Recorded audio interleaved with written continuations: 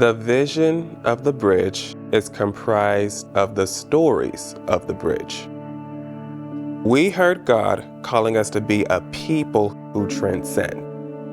And we've seen story after story of people transcending barriers, barrenness, and limitations of every kind. These are stories of God's goodness showing up in surprising ways. These are stories that transcend. My name is Susie, and I've been coming to the bridge for 3 years now. Hello, my name is Ashton Kirk. And my name is Blake Kirk, and we have been going to the bridge for 2 years now. This year, God brought healing and restoration to my family. This year, God gave us a healthy baby after losing our second son in 2023. Almost 9 years ago now, my daughter came to me. One day I was driving home from work and she called me just completely broken. The realization of what she had gone through had come to a head, and she wanted to tell me that her stepfather that I had just gotten divorced from had molested her. So at that point, we started the whole process. Unfortunately, with things that were happening with the U.S. Police Department at the time, her case got lost. He actually went in and testified and was let go because they didn't have a warrant out because it was in a different county. So with that came a waiting game. So early 2023, we decided that we wanted to pursue growing our family more. We had our first son, Joseph. Ashton became pregnant earlier that year. And over the course of time, there were a couple health issues, many trips to the emergency room. And June 20th of 2023, we had to rush to the hospital, and Ashton had to give a stillborn delivery of our second son, Graham. And a couple hours after being discharged, we had to return to the hospital.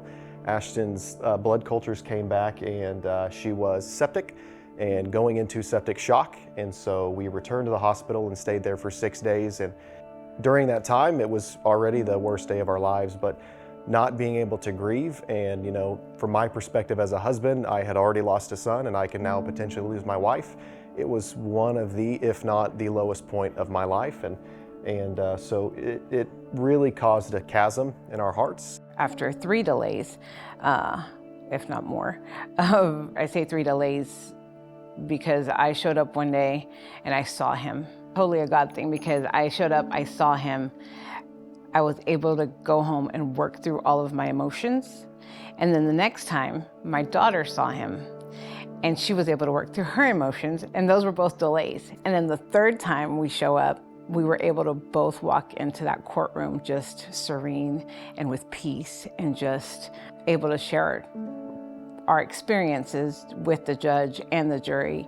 And after 2 days of just court downtown Dallas and not fun, we were able to hear him be sentenced as guilty. And we were actually able to deliver our victim statements, which brought a lot of freedom for my daughter. And at the same time, I was able to voice my experiences to him, as well as my son's experience and what how his actions have affected all of us, even 8.5 years later. When Ashton texted me and said, you know, she was bleeding and in labor, I was actually at the gym in the office, and I got that text, and then I got the call.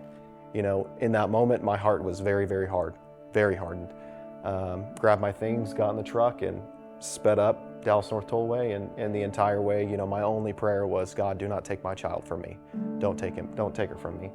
And got to the hospital and got to the room where Ashton was in, and we went in and continued to pray, do not take my child from me. Please don't take my child from me. And then, you know, that's when kind of everything transpired, and in that moment, you know, God changed my heart. Less so from God, give me what I want, more to whatever your plan is, it's in your hands, because there is nothing I can do. And that led to, you know, my wife's health being restored. that led to my beautiful baby girl, and my family continues to grow and will hopefully continue to grow from there. But yeah, in that moment, it was, you know, he turned a heart of stone, which I normally have, but was able to turn my heart in the darkest time I've ever had. Well, through this process, I had to take, obviously, Child Protective Services gets involved. They were great with us in getting us counseling for both her and then also for myself with just the guilt. Because as a parent, how did you not know? Like, all those things just run through your mind, and you try not to, but you carry some of that guilt. But in the middle of all that, it was a matter of teaching her tools. And there's going to be triggers. There's triggers for both of us, but what do we do with those triggers, right? So I had to learn how to help her cope with anxiety and depression. All of those tools and everything that I learned through therapy have been great for us. So obviously grieving a child is very hard, but I will say that I felt protected during that time. The prayer that my mom said over us when we were going into the hospital was that the enemy would not get any glory from this and God would get glory. And to me, I felt that the way to give God glory through this was to still remain joyful and remain hopeful. And I feel like I was, though it was the saddest and hardest moment of my life, and as a family, I was still able to feel joy and feel thankful. The one thing I've taken through this whole process is the fact that, you know, the abuse happened, reports happened 8.5 years ago, or almost 9 years ago now, and everything came to a head and got closure that long. When we pray, when we ask God for that restoration, when we ask God for all of that, sometimes we don't see it immediately, and the answer to prayer, it does come. So we can't lose hope. We have to stay vigilant. We have to know that God's going to answer the prayer no matter what.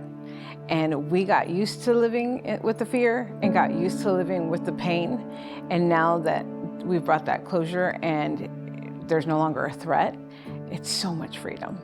And I got to see 8.5 years later, God restored us. Leaving the hospital, I saw a vision, and I feel like I'm not like a visual person. So like the fact that I saw a picture was interesting to me.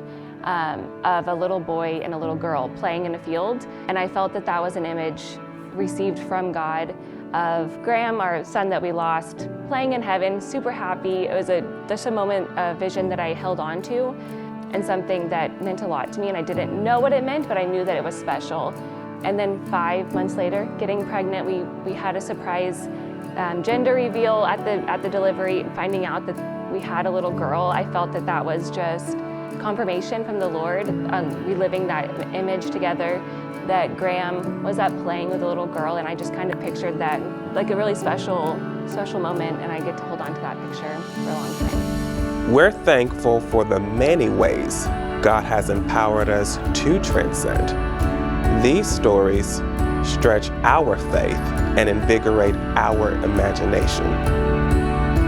We look with anticipation toward the ways God will continue enlarging us, telling His story through our story, and releasing the life-changing story of Jesus to the world around us.